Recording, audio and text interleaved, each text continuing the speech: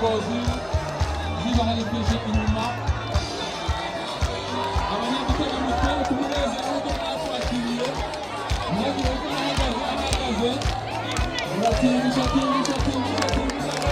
gusa ukibabaza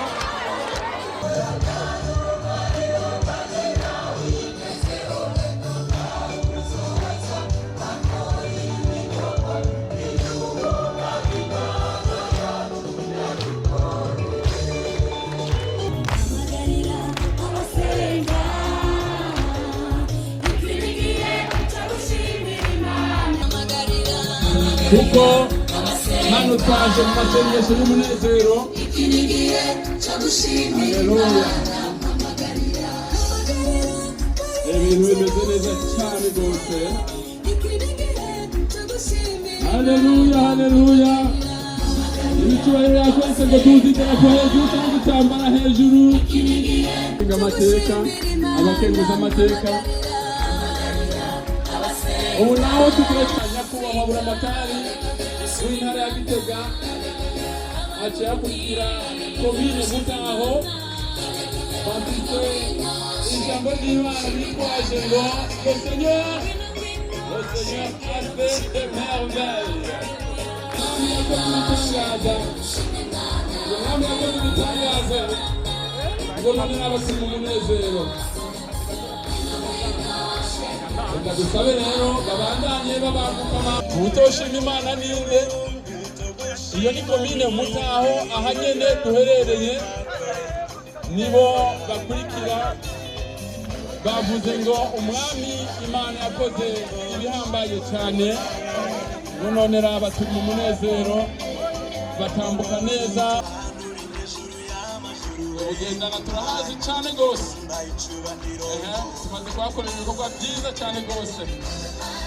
Imana iri hejuru y'amajuru, hejuru y'amasi, hejuru y'abantu bose. Ngomba numva ijwi ryawe wambaye icyubahiro. Korale iricura ndagomba mbonera ubusa imigambi y'amahanga, atuma ibyiyumviro byayo bipfa ubusa.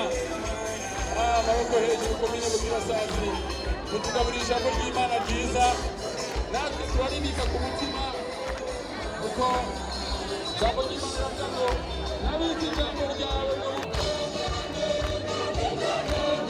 Komine Giheta bambaye neza cyane ntiworaba, amashati meza yanditseko made ni Giheta.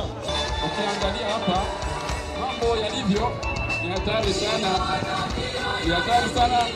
Iyi nayo ni komine Gishubi, komine Gishubi. Amaji menshi kuri komine Gishubi, ya komine ya mbere mu bintu bimwe ya mbere yo komine.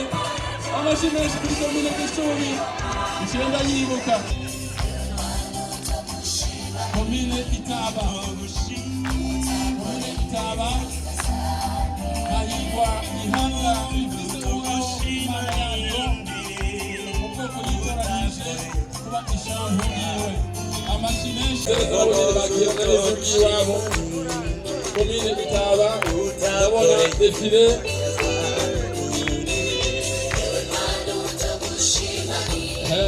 Irishuragira imbere yo sasa turahawe namwe ingene muca musozera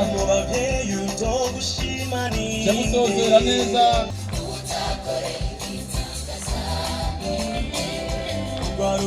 Tukiri muri ino mugambi yo gutazira duca dusaba mu kanya nyene icyubahiro mutandukanye y'umukuru w'igihugu ashike hano. Mwese tumufashe, byaguruka mwese namwe baririmbyi, byaguruka mwese.